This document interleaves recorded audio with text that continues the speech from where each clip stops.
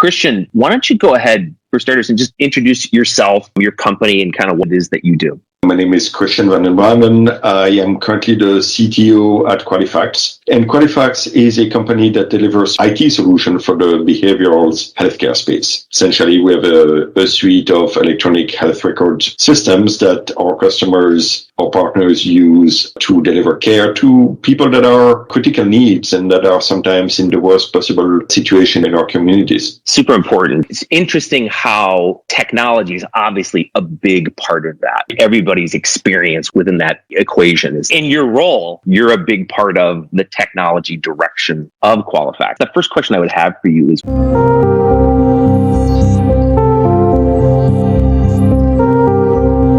when you think back across your entire career of doing this, what has been the biggest lesson learned, the thing that you've taken that really sticks in your mind as you're transforming companies? My point of view there is jaded in some ways. I was really in the infrastructure system, buildings, security system, or DevOps system. And what I found is sometimes those companies have an easier time transforming because it's really their goal. They're delivering technology. It's the very nature of who they are, is the technology. Yeah. Now, to a degree, so are we. We're a software company, yes. But the end goal is really to help people with their behavioral care, and we sell to an audience that really looking at a technology to solve a different problem than if you're buying, let's say, a storage system or you're buying a security system where you're not hard on engineering yourself, while here we sell to very different audiences. So I think the tech companies are sometimes often in a better position there. In terms of more traditional companies, I think in order to have a successful digital transformation, you really need somebody with a company with a strong vision. Yeah. Somebody who can connect the business context to the technology in a way that you don't embark on a fool's errand of using the latest technologies and frameworks just because they look cool, automation to build a system that may not be what your customer needs, yet be connected enough to the technology world to understand what the needs of your company's customers will be in 5 to 10 years down the road. And as part of any strategy or any transformation like that, which is large scale, will impact the future business of the company, sometimes one of the most important things to be able to identify is what you shouldn't do. Figuring out what to do is hard enough, but figuring out what you're going to leave behind, what you implicitly would exclude from your effort is very important so that you can focus your team. Yeah, it's kind of the anti-vision instead of the vision itself. Right. And then certainly it's very important to understand, do you have the right talent in-house in order to do that or not? Do you need to hire that talent? Or more importantly, sometimes you, as your primary business might be focused on financial service or healthcare or whatever to be able to partner with firms that can bring you up to date, can come in, can listen to your business context, and then guide you in the selection of tools or the technology choices that you have to make, and even provide a team that can get you started or help you build your team or be a partner for the long term. This company specifically, and one of the companies that was acquired and became part of the Qualifacts family as partner with Prime TSR very successfully to get out of difficult problems and get to very innovative solutions and a very good implementation that we would be relying on for years to come.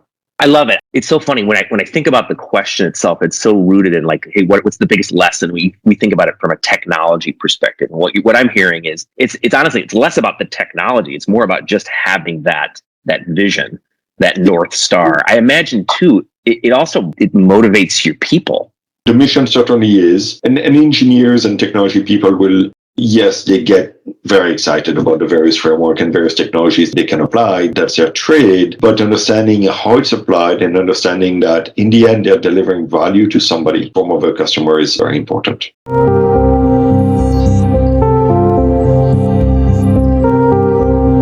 You touched on it just a second ago, innovation. There's a lot of words that get thrown around: innovation, transformation, modernization. When we talk about innovation in particular, what does that mean to you? Well, to me, innovation is overused, right? I hear innovation used as a term whereby, any new feature, any more advance in delivering a service is innovation. And to a degree, that may be the case, and that may be seen that way by some of their customers. true innovation for me is how do you solve a problem in a very effective way or more effective way what the industry had done before. There are examples of that, of course. But the best example of innovation is how do you solve a problem that the people you're going to be delivering that solution to did not even know they had before. That's difficult to do. It takes chance, it takes the right context, the right moment, and it takes brilliant people to do that. But that's the true hardcore innovation that, well, fortunately, we've seen quite a few examples of in the recent decades, thanks to the way the internet has transformed things, thanks to the way that public cloud and browser service have been able to transform things. But innovation to me is really having a game changer, taking a simple model and really providing a way of doing something in a much better way or much more cost-effective way that nobody had thought of before that. Super insightful, because I agree. I do think those terms get kind of thrown around and they're overloaded. And so hearing you describe it helps kind of level set, I think, everyone on where that's going.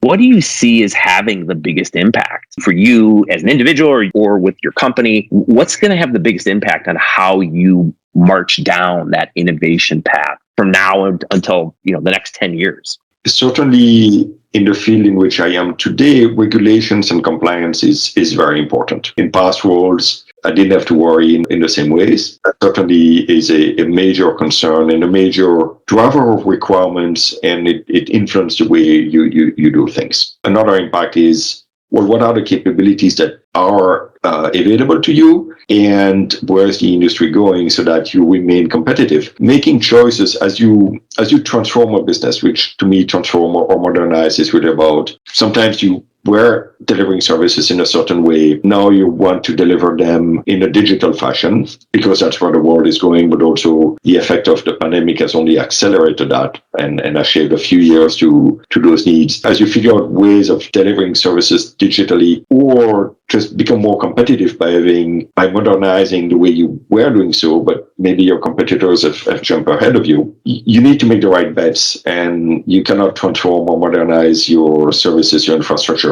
every 2 years. This is a 5 to 10 year bet that you're making, right? So understanding today's state-of-the-art frameworks, direction of the industry, and seeing where that will go is important. Public cloud capabilities are very important for us at the moment, and I think they will continue to evolve. Being able to, and I think this is really underestimated often, I see people who will embark on a journey, make great plans, start working on many activities towards an end goal of delivering a service, and you go into a long period of time without any feedback from your customers, you will often fail. You may not have defined, or you may not have understood the end goal that you need to achieve well enough. And the problem has been solved well with agile methodologies, with Scrum in particular, that are ways of really continuously delivering value, continuously being able to validate your assumption, get the feedback, course correct when you make a mistake. Yet when I reflect on every company, every domain, every industry I've been in,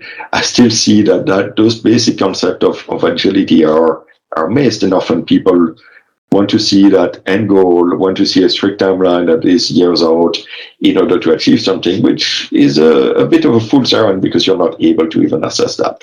In my opinion, key element today that will very much impact our ability to deliver in any industry is really the talent pool that's available. Finding good engineers is difficult. There is not enough supply. There's not even enough supply if you look globally. Motivating, identifying, hiring, making engineers feel productive, engaged in what you're trying to deliver is difficult and takes always more time than you want. And you're always short of the talent that you really need. I think it's really interesting. The things you're talking about, I feel like they're the things we all just take for granted. Having a strategy, having a vision, for example. It's like, yeah, you really need to take that. You need to make sure you're taking that step. Being agile, being not afraid to fail fast. You forget about that sometimes. The talent pool is so interesting right now. It's so hard to find people. I think we tend to think, oh yeah, we'll be able to find people. But in reality, you really have to be thinking and you have to be calculated about how you're going after those things.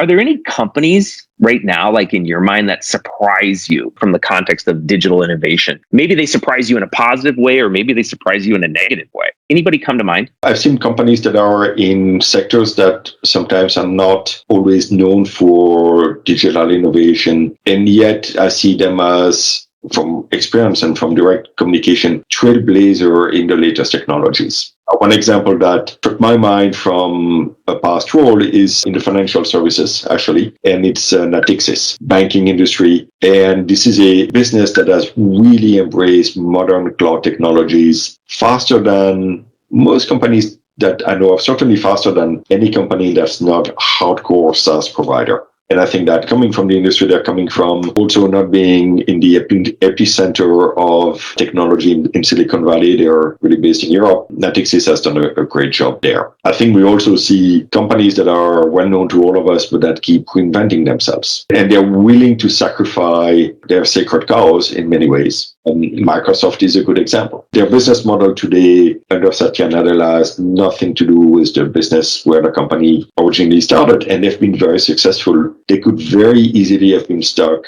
in a mode of protecting the assets, protecting recipe that made them successful in the past. Yep. A company don't see doing that as much is one that acquired a startup I was a part of, and I stayed there for a year and a half after the acquisition, is Hewlett Packard Enterprise. I actually started my career at HP. I have a lot of fondness for HP. I think they have great talent, great technology, but they're still pursuing that agenda on-premise hardware and selling very well designed, more expensive, incredible hardware, when the industry has shifted to really pure commodity hardware and elastic services that you buy in the cloud instead of having to manage your data center and having to do so. I think Amazon having created AWS and seeing the innovation coming out of AWS is really very impressive. I think Apple having started as a computer provider and now being focusing so much on health are interesting transformations as well of a business model and a source of great innovation. Yeah, especially when you juxtapose it with HP, what you just said. It's so funny too, like with a question like this, we immediately write off AWS and Apple because they do it so well. It's almost like we don't want to talk about it because everybody knows. They're like, yep, they have successfully innovated multiple fold. So funny how that works out.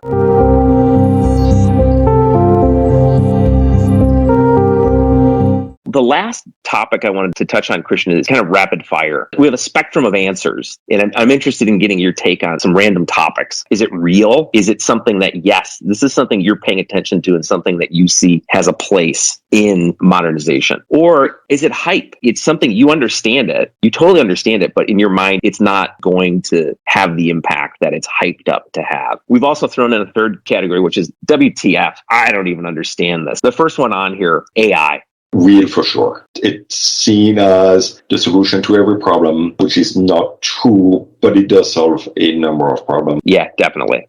The metaverse. My initial reaction would be WTF. Me too. And at the same time, I would be worried about the impact of the metaverse when we see that the impact that social networks have had, and sometimes not in the most positive ways of society. But I think that there's also a potential for a lot of goods that could come out of it. But it probably needs some good oversight that we haven't seen in social networks, for example. I'm with you on that. I had the same reaction to that one. Crypto.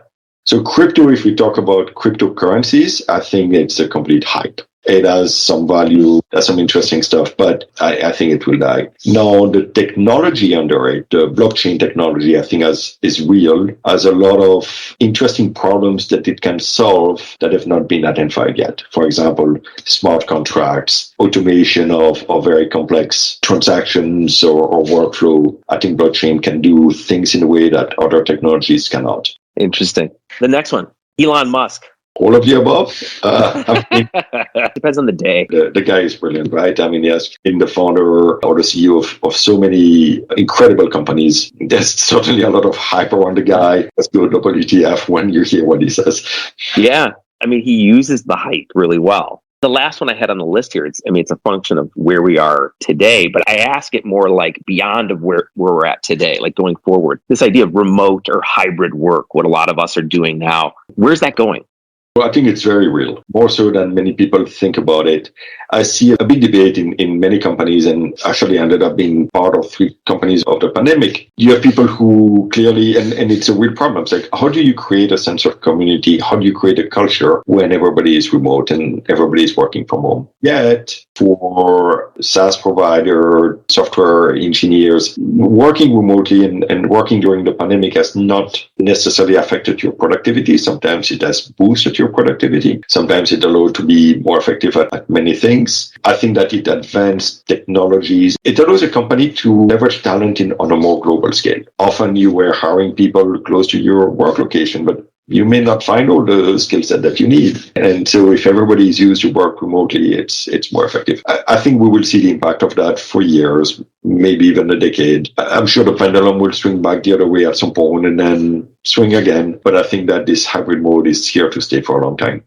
Yeah, I agree. As much as I miss being in the office, I will say I do think I see a lot of positive in what we've been able to do in the remote model that we're working on. Christian, this was extremely insightful. You've given us a lot to think about, and I appreciate your answers to all this stuff. It's great. It's a pleasure talking with you today, and thank you so much for your time. Well, thank you so much. This was fun. A very different twist on our relationship with Prime TSR, which has, like I said, has been wonderful. Very much enjoyed the conversation, and thank you for the opportunity. My pleasure.